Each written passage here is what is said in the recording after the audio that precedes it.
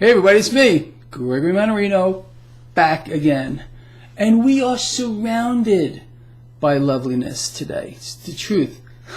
Wednesday, August 29th, 2018. Why are we surrounded with loveliness today?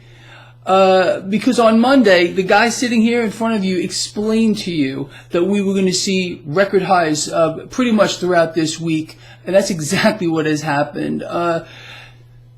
The closing bell just went off about a minute ago. New record highs, S&P 500, NASDAQ, Russell 2000.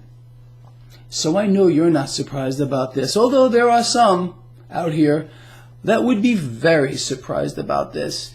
No, this is just the mechanism. There's really nowhere else to go. And you know, it's kind of baffling to me. If you recall, last week, I had a bunch of people, maybe you were one of them, I hope not, who wanted to go short this market. This is just last week, and I said, I think I put it in these terms.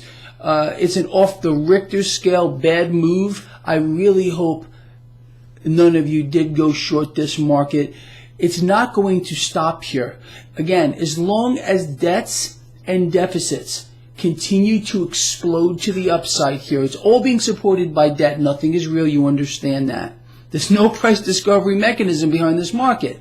It's just so easy to figure out where it's going to go here until we hit that wall. And that wall could be tomorrow, it could be next year, there's no way to tell. I doubt it's anytime soon because there is an unbelievable effort to keep all this propped up. And it's not just our central bank, it's central banks around the world. Do any of you find it, I don't even know the word, interesting, I don't know, whatever it might be, that all the world's central banks continue to do the same thing at the same time, at the same moment? I mean, do you think there's some kind of a synchronized thing going on here? I believe that you understand. That's exactly what's going on. It's the freaking mechanism, unfortunately. So what I would like to talk about here is something that I think is very sad. It's really the truth.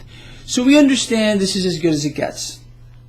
All right. I also explained to you earlier and yesterday, 4 in 10 Americans are having a hard time just making ends meet. 21% of our population, 21% of our population is in need of government assistance. So if this is as good as it gets, we got problems. Here's the issue that we just found out about. In fact, I posted a link to this article from Bloomberg, the other cod, not as coddish as, you know, CNBC, but still part of the cod. Anyway, our economy is so strong right now, and people are doing so well that they're now tapping into home equity just to get by. This is horrible, okay? Some of these people, admittedly, are tapping into their home equity and buying other homes with it because they don't see a bubble in housing. Meanwhile, we got some news on the home front that, you know what, things are not looking so rosy here. And it's not just about some kind of a mystical supply issue. There are houses everywhere for sale. It's affordability. It's incredible, you know, but they had to string everybody along for as long as they possibly could to keep the illusion real. And that, you know, that's another thing. I explained earlier today that the Federal Reserve will be raising rates next month. And again, I get hammered with people. Greg, you're wrong. Not going to happen. It is going to happen. It's because, again, the Fed needs to maintain the narrative that this is as good as it gets. Meanwhile, they can't normalize rates. You understand that? So here we are in America, very sad, making refis great again. It's the truth. People are refinancing their houses, pulling equity out to do whatever they got to do. Sounds familiar, doesn't it? Echoes of 2008 meltdown. There are so many parallels here, although the big difference is, there is a big difference where we are now in an environment where central banks are running the freaking show. It's just unbelievable. Let me just say something else here. And this is not against President Trump. In fact, I'll start off with President Obama here. You know, before I even get there, I had mentioned earlier today that when I checked my email box, my eyeballs exploded. Well, I went back and looked at some of the comments I got. It seems that my video yesterday, the useful idiots one, I mean, I can't tell you how many people were offended by that. I don't know what's going on in this society today. People grow a pair or something. I even had a couple of people threaten me. That's the truth. Incredible. But seriously, I don't know what's happening here. I don't recognize this country anymore. It's just part of the dumbing down, I guess. I don't know. Whatever it might be, you decide. So let's talk about President Obama. Or is he kind of too sacred? Whatever it might be. You know, I know that guy walked on water. You remember him? If you recall, yes, he walked into a big mess. There was no doubt about it. We were in a meltdown in the markets. However, let's put that aside. And because a lot of people are going to say, you know, President Trump walked into a mess too. It's true. Everything is a disaster right now. It's distortions like you cannot believe. But again, he's making sure these distortions do not get better. In fact, he's making them worse. And I don't want to hear that it's the plan. It is not the plan. If you believe that, you know, then you are a useful idiot. I don't know another way to put it, and I'm going to take heat for that too. I don't care. Give it to me as much as you want. I can't hear anything worse than I did from the video I did yesterday. It's just too much.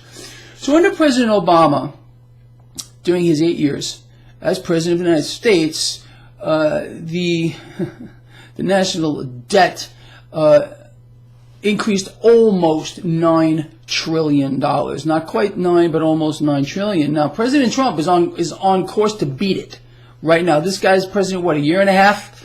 We're $2 trillion higher with regard to our debt than we were when he took office. Again, his budget, his Space Force, now bailouts, $12 billion here. You know, he cuts taxes, but doesn't put a plan forward as to, you know, how we're going to pay for any of this stuff. Here, let's just do it. Let's just do it, yeah. I think he's trying to bankrupt our country. It's really the truth, because we're on course for a bankruptcy, and you can see how this is playing out with regard to American citizens that are struggling, that need government assistance. 21% of the population. People are now, you know, making refis great again. It's unbelievable. It's unbelievable. But this is it. The middle class is being freaking decimated yet again, just like it was under President Obama. Okay. I know it's going to happen tomorrow. I'm going to get the same thing.